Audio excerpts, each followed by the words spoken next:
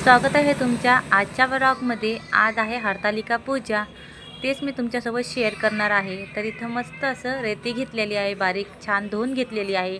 त्यानंतर रेतीची शिवलिंग केलेली आहे, पार्वती केलेली आहे, सूर्य केलेला आहे, इथं गणपती पण ठेवलेला आहे। आंब्याच्या पानावर याची पण पूजा वगैरे करून घेत आहे। हळद कुंकू लावत आहे, अक्षिदा लावत आहे, थोडे गुलाल लावत आहे आणि त्यानंतर फुलं वगैरे वाहून घेत आहे। इथं पार्वती काढून घेतलेले आहे मी, त्यांना पण हळद कुंकू अक्षदा वाहत आहे। सूर्य पण काढावा लागतो, जसा आपल्या जीवनात नवीन सूर्यप्रकाश आला पाहिजेत। नंतर फुलं वाहून घेतली, त्यानंतर दिवाबत्ती केली आणि अगरबत्ती लावून घेतली। त्यानंतर पिसावर थोडे तांदूळ वगैरे घेतले, त्याच्यावर हळद कुंकू अक्षदा घालून घेतल्यात आणि नंतर कळस तयार करायला घेतला। कळसावर मी स्वास्तिक काढलेला आहे, एकच स्वास्तिक काढलेला आहे आणि त्यानंतर लंब्या रेषा काढलेल्या आहेत आजूबाजूला आणि मधात टिपके मारलेत। आजची पूजा एकदम छान झालेली आहे। व्हिडिओ शेवटपर्यंत नक्की पहा। आवडला असेल तर लाईक करा, शेअर करा आणि चॅनलला सबस्क्राईब करा। तर असा छानपैकी माझा इथं स्वास्तिक झालेला आहे। त्याच्यानंतर टिपके वगैरे मारून घेतलेत आणि त्याला हळद लावली आणि थोड्याशा अक्षदा लावल्यात। अक्षदा लावल्याच्या नंतर जे मी नारळ घेतला त्याच्यावर पण स्वास्तिक काढून घेतलेला आहे आणि त्याला पण अक्षदा वगैरे लावून घेतलेल्या आहेत।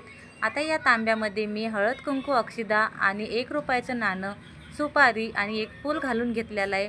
त्यानंतर आंब्याचे पानं घालून नारळ ठेवून दिलेला आहे। अशा प्रकारे एकदम छान। तुम्ही कशी मांडता पूजा माझ्यासोबत ते पण शेअर करा। तर अशा प्रकारे मी इथं केळाचे खांब लावलेले आहेत, मागूनच सगळे कोण लावलेले आहेत, कारण माझ्याकडे चौरंग नाही आहे म्हणून मी अशा प्रकारे लावून घेतलेलं आहे। आणि कळसावर असं एक छान लाल फूल ठेवलेलं आहे। त्याच्यानंतर मी पार्वती काढली होती, आता पार्वतीच्या नावाने मी इथं तिची ओटी भरत आहे। त्याच्यावर एक फूल ठेवलं, नंतर अक्षदा हळद कुंकू वाहून घेतलेला आहे आणि पाया पडून घेतल्या। त्यानंतर मी महादेवाला पण बेल वगैरे वाहून घेत आहे, कारण माझी इथं महादेव शिवलिंग वगैरे सर्व काढणं झालेलं आहे। त्यानंतर पत्र वाहून घेतलेले आहेत मी ना।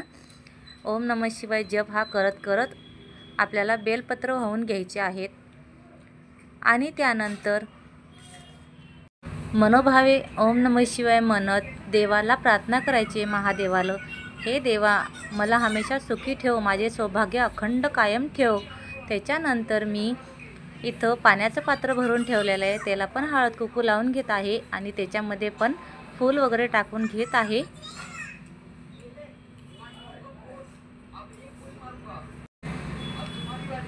आणि त्यानंतर फूल वगैरे टाकून घेत आहे।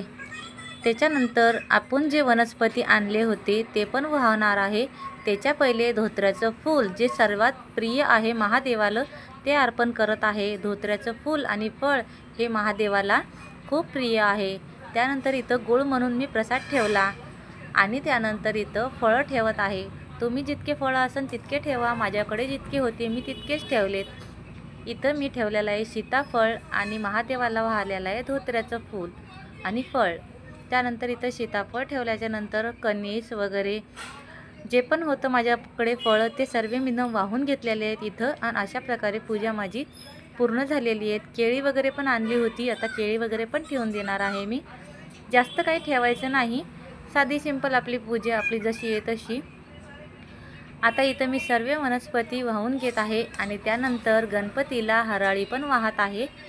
आता ओम नमः शिवायचा जप करत करत आपण सर्व वनस्पती मी वाहून घेत आहे इथं।